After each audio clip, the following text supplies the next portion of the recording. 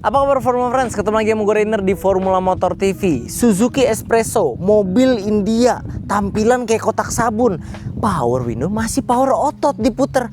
Ini mobil kayak gak niat banget dari Suzuki, tapi kok malah laris barunya. Nah, ini kita baru punya secondnya di Formula Motor dan kita ngeliat mobil. Ternyata kami gak heran kenapa mobil ini laku. Ikuti video ini sampai habis karena kita akan bahas 3 hal yang kami suka dan 3 hal yang kami kurang suka dari mobil ini.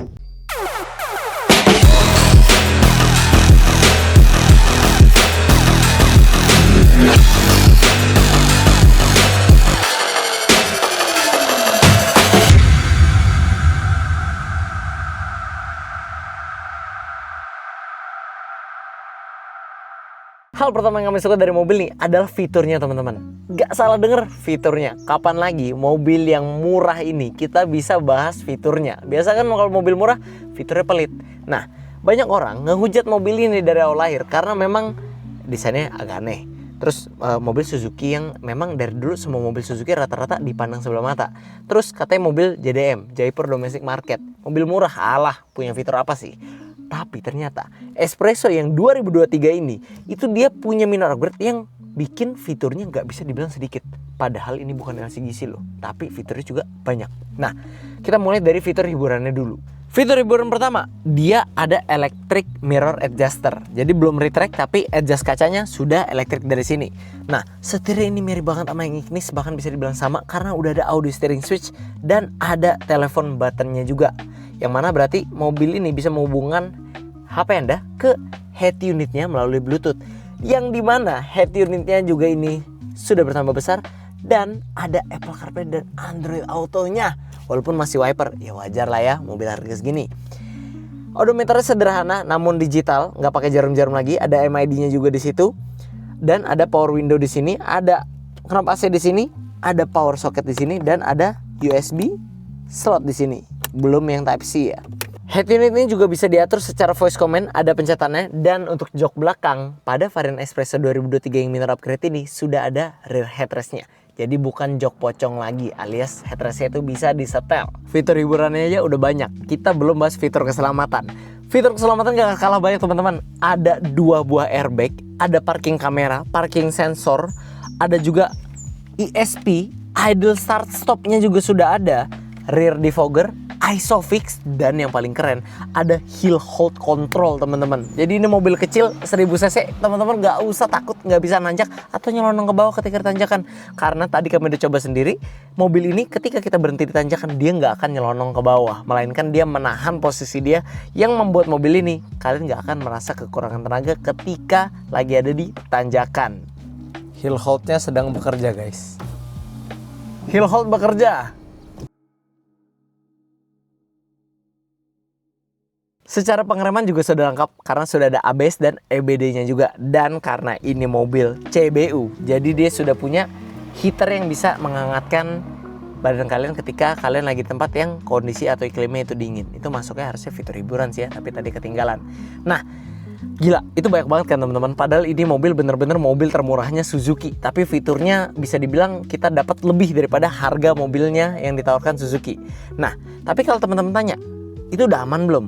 Tentu belum, karena ada satu yang biasanya nggak kita temuin di mobil-mobil pada umumnya. Karena mobil kurang aman kalau belum punya APAR. Nah, APAR ini sebenarnya wajib punya di mobil lama ataupun mobil baru. Karena apa? Karena hari apes nggak ada di kalender. Dan sebenarnya peraturan APAR ini udah diatur loh di peraturan Kementerian Perhubungan nomor 74 tahun 2021 dan Permen Perin nomor 17 tahun 2024 yang mengatur setiap APAR itu wajib ber-SNI. Servovex dikhususkan untuk kendaraan berbahan bakar bensin, bekerja sama dengan beberapa ATPM seperti Toyota, Honda, Mitsubishi, Daihatsu, Suzuki, Isuzu, Daimler, dan Hino.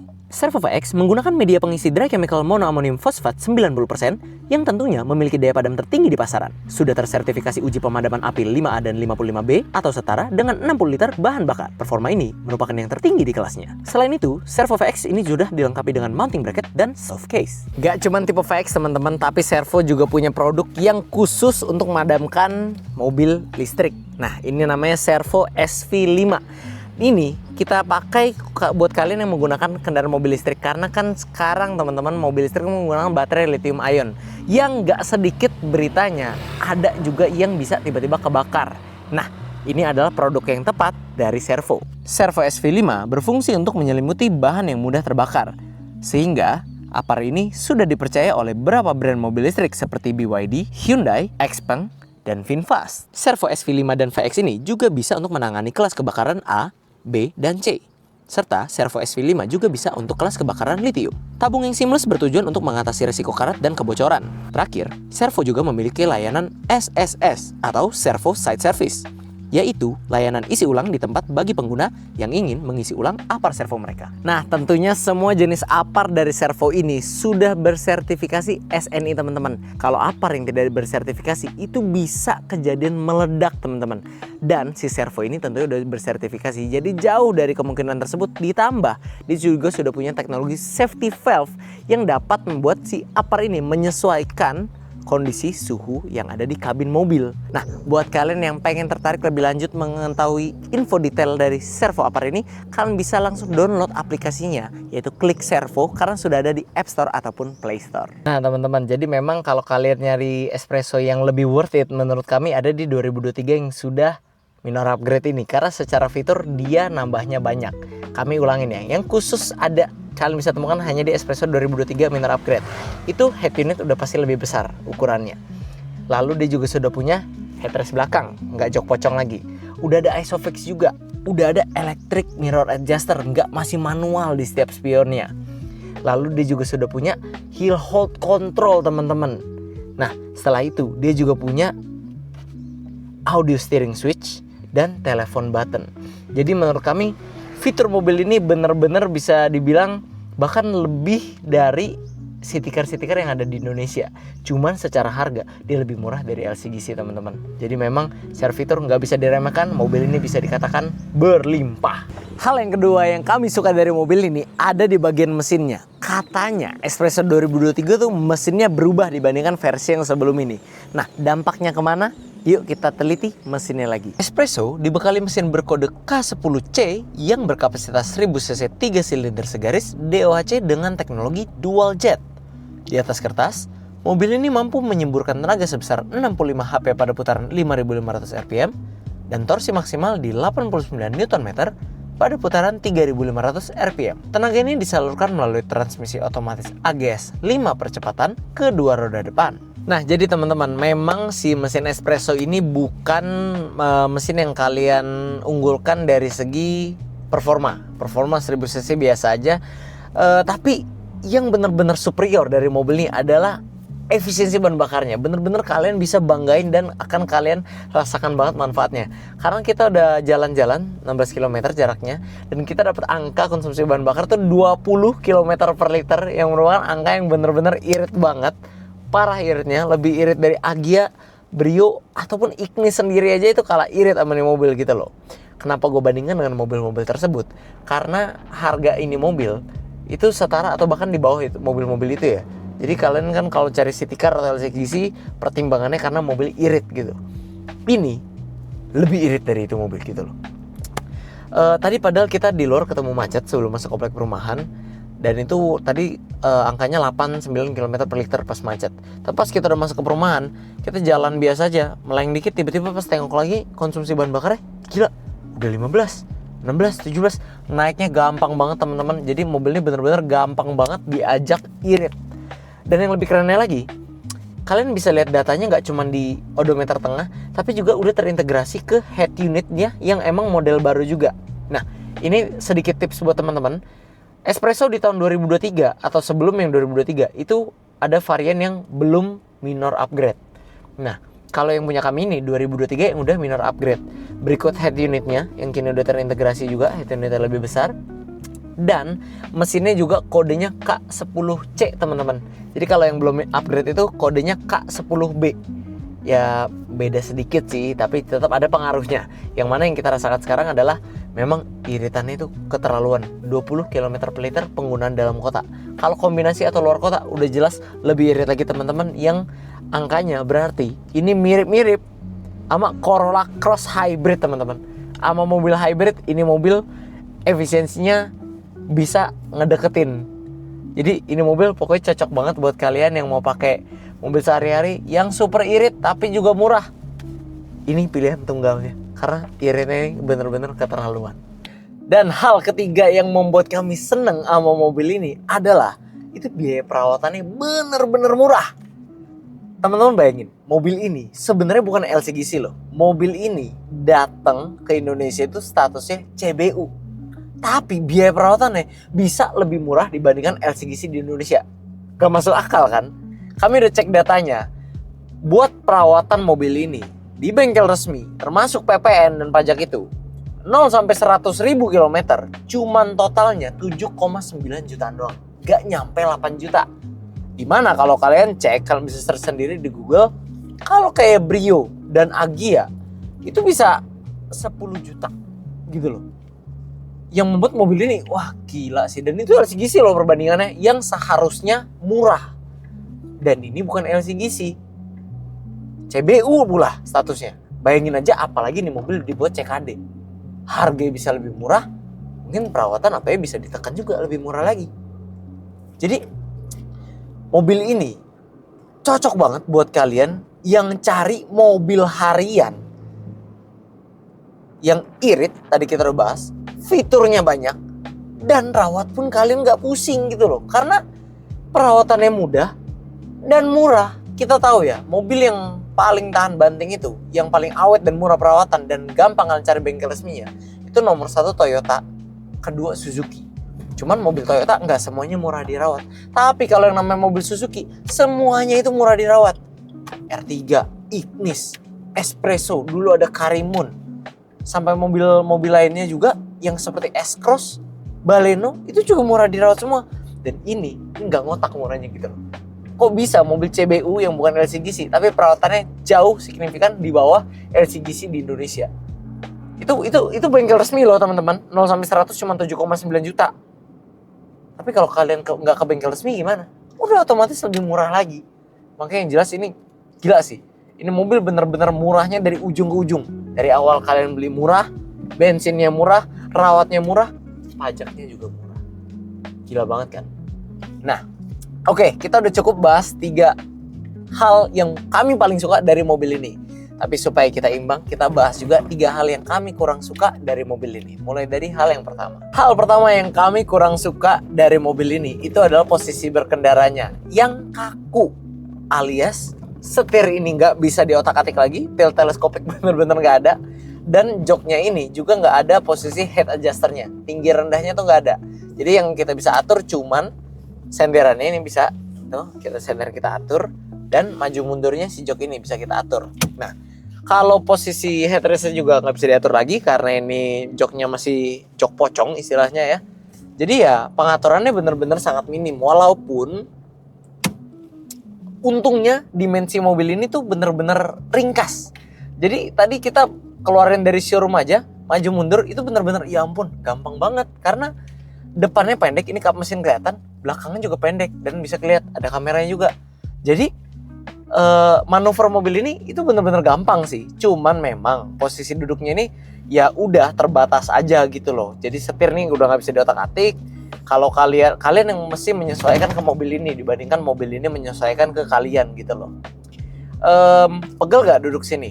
Ya kalau jangka panjang nggak ada armrest juga di sebelah kiri sini, ya pegel sih. Kurang support sih, tapi memang kita lihat mobil ini tujuannya. Sama kok sama LCGC atau city car lainnya yang memang peruntukannya bukan untuk perjalanan jauh. Jadi mobil lebih cocok kalian pakai daily di perkotaan, perjalanan pendek ya kalian nggak kenapa-napa gitu. Cuma kalau kalian mungkin antar kota, luar kota, ya kalau kalian tahan pegel sih nggak masalah. Cuman emang peruntukannya bukan ke sana. Makanya posisi duduknya ini emang dipangkas habis ya. Maklum lah ya, namanya Suzuki pengen bikin mobil yang benar-benar terjangkau tapi tetap layak gitu loh. Jadi kalau kita bicara untuk penggunaan dalam kota, ini mobil layak gak? Ya layak-layak aja. Cuman memang lebih kita yang menyesuaikan ke mobil ini dibandingkan mobil ini ke kita. Tapi teman-teman juga nggak usah takut. Nanti nggak enak atau nggak kelihatan? Oh enggak, ini mobil untungnya dimensinya ringkas, kecil. Jadi bermanuver apa kalian pun tetap bisa mudah melihatnya karena visibilitas oke. Cuman memang tadi pengaturan setir dan joknya itu terbatas. Hal kedua yang kami kurang suka dari mobil ini adalah karena modelnya. Sebenarnya kurang tepat kalau kami bilang kurang suka sih, tapi mengetahui fakta bahwa banyak yang ngebully mobil ini karena desainnya, ya kami harus mengikuti lah. Memang mungkin selera masyarakat Indonesia terhadap mobil tuh bukan yang seperti ini, dan kita juga harus pahami bahwa model eksterior itu benar-benar berpengaruh betul terhadap laris atau tidaknya mobil tersebut di Indonesia, teman-teman. Nah, kalau buat mobil-mobil yang desainnya seperti ini, Suzuki memang dari dulu terkenal desainnya nyeleneh, teman-teman. Desainnya kalau orang bilang itu desainnya India, Jaipur domestic market. Nah, jadi kalau dikasih desain yang seperti ini, mungkin kebanyakan orang Indonesia tuh gak suka, karena kita lebih suka yang lancip-lancip, yang sporty-sporty. Sedangkan ini apa coba?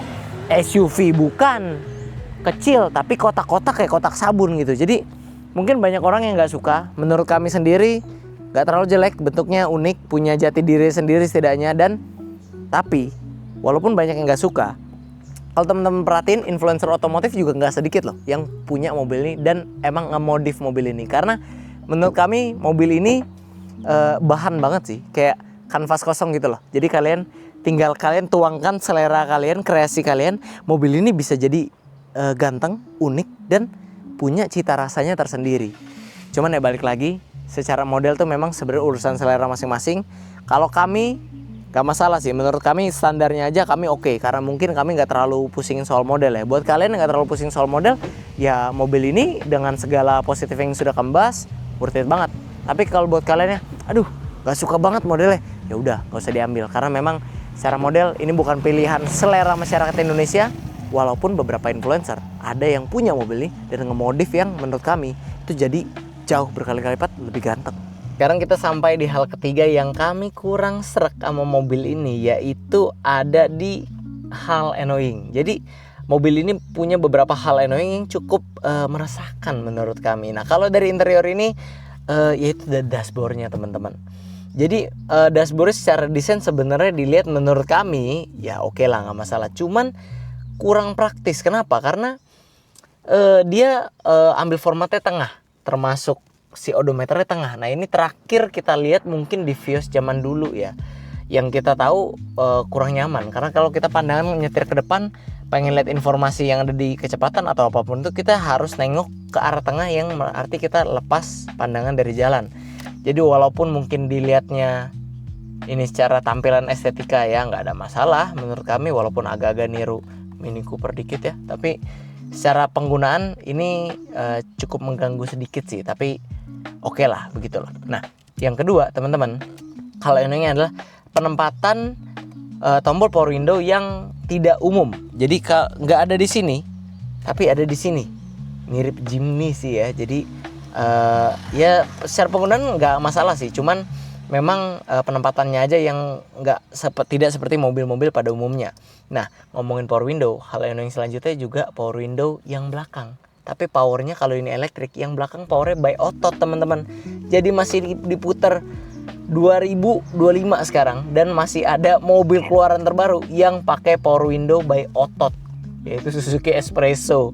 Nah, ya sebenarnya memang mungkin jarang kebuka juga, cuman terkesannya memang kayaknya jadul banget ya. Tapi ya sudahlah, namanya juga mobil entry level dari Suzuki. Hal yang terakhir yang ada di mobil ini adalah bagasi kuncinya masih colok. Jadi ini teman-teman nggak bisa buka dari sini, nggak bisa buka dari depan, hanya bisa dicolok kunci, puter, baru tarik begini. Nah, ini cukup nggak praktis ya teman-teman, karena kalau mau buka jadi mesti tenteng-tenteng kuncinya. Yang kadang-kadang kalau misalnya kita lagi nyala, lagi nunggu, masukin aja barang ke belakang, ya kalian mesti matiin mobil dulu, mesti turun, mesti colok. Nah, itu bikin agak nggak praktis. Ditambah udah bagus nih, Suzuki nggak pelit, buat mobil termurahnya udah dapat penutup bagasi ini, jadi barang-barang bawaan kita lebih privacy. Tapi biasa kan ada talinya tuh yang disangkutin ke sini, dan itu plastik, itu nggak mahal teman-teman. Tapi kalau di Espresso ini nggak ada, jadi ini hanya bisa begini terus, dan kalian nggak bisa tahan gitu loh. Kalau kalian buka ke belakang, tuh dia copot. Nah, ini cukup mengganggu ya teman-teman ya. Tapi lagi-lagi ini masalah sepele, nggak terlalu gimana-gimana. Cuman ya adalah beberapa hal annoying yang kalian harus legowo ketika kalian memiliki mobil ini. Ya maklum lah, nggak bisa semuanya menang kan. Oke, setelah mencoba mobil ini, membahas apa yang kami suka dan kami tidak suka, setelah kami timbang-timbang, menurut kami fair aja kenapa mobil ini dari baru itu masih bisa laris. Karena memang apa yang ditawarkan mobil ini, value for money-nya itu benar-benar melebihi dari harga yang harus kalian bayarkan ketika kalian beli mobil ini dari baru. Apalagi ketika kalian beli mobil ini dari second. Kami jual 100 juta kecil aja masih kayak baru kilometer 9.000. Apa yang kalian dapatkan, dan ditambah ini yang sudah upgrade ya. Jadi kalian bisa mendapatkan mobil dengan value for money yang sangat baik pada mobil ini. Tapi tentunya itu hanya opini kami. Kalau kalian punya opini yang berbeda, boleh banget silahkan tuangkan opini kalian di kolom komentar. Buat kalian yang tertarik dengan mobil ini, kalian bisa langsung saja hubungi sosial media kami yang ada di bawah sini, atau langsung datang ke showroom Formula Motor yang beralamat di Jalan Raya Sultan Agung, kilometer 28, nomor 8, Bekasi Barat. Nah, kayak sekian dulu friends untuk video hari ini. Kami tentunya masih punya banyak konten menarik dan edukatif lainnya yang akan kami sajikan di channel YouTube kami, yaitu Formula Motor TV. Jadi jangan lupa like video ini bila menyukainya, dukung kami dengan cara subscribe channel kami, dan jangan lupa bunyikan lonceng notifikasi agar kalian tidak ketinggalan update dari kami. Pada akhirnya gue Rainer pamit undur diri dulu, sampai ketemu di video selanjutnya.